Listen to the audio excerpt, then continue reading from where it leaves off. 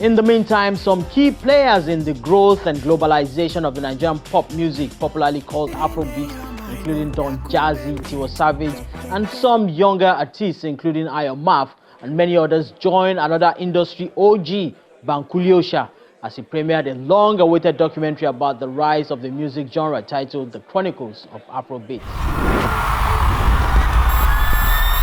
As soon as the song started, and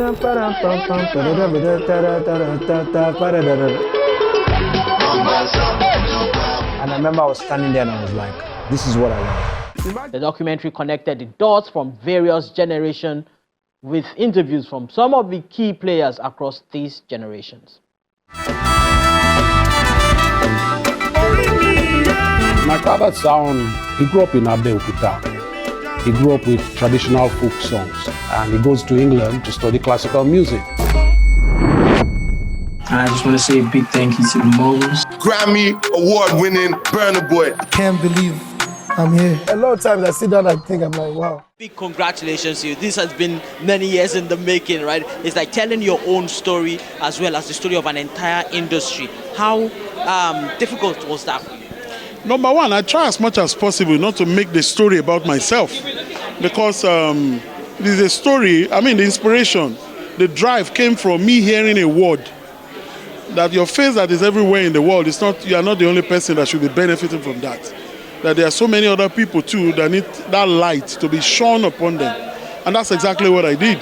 You understand? For me, it is not an individualism. Afrobeat is for everybody. The story is, is too vast. You interviewing me, you are a story, you are part of the story of Afrobeat. When Tenny was coming up, you interviewed Tenny when she had no single. Now she's a mega superstar after almost 5-6 years, and you are still here. You understand what I'm saying? So you have another angle of what to say when it comes to about story, about Afrobeat. For me, it is to protect, preserve, archive our story. And it's not just me. There are so many older people. I must say the industry must be grateful to you for at least telling the story and archiving all of this, just like you have said. Because if you look at it, the music genre now, everybody's accepting it. And if care is not taken, they will start telling that story from their perspective. So now that you have told that story, I think the industry must be grateful to you. But beyond all of that, it's a story that you told that even went as far back as the older generation. We have to take it back. Really, we have to take it back, because you see some statements have been made. Nobody built any block for me. Nobody has done anything for me. Well, to some extent, I can say yes. But I'll say yes to that statement, all because I'll say the person is naive to what has happened in the past. Why we went back to the 70s is because as it was in the beginning, it's now and forever shall be. Back then, in the 70s, the kingmaker was one man called Odion Iruoje. You understand what I'm saying? Odion Iruoje gave us Chris Okotie. He co-produced Jenkoku, Fela's first hit song. So are you saying that they didn't build something? And somehow, his Burna Boy's mom's is close to the family.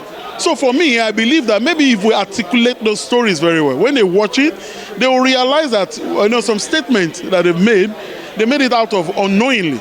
It's a good thing that you have told the story of where exactly we're standing, and by telling that story, you went all the way back to the 70s. And make sure we kept the story. Yes, the Chronicles and all of that. Now, going through all of that and seeing the present today, where the global industry is accepting the sound and all of that, where do you think Afrobeat is going?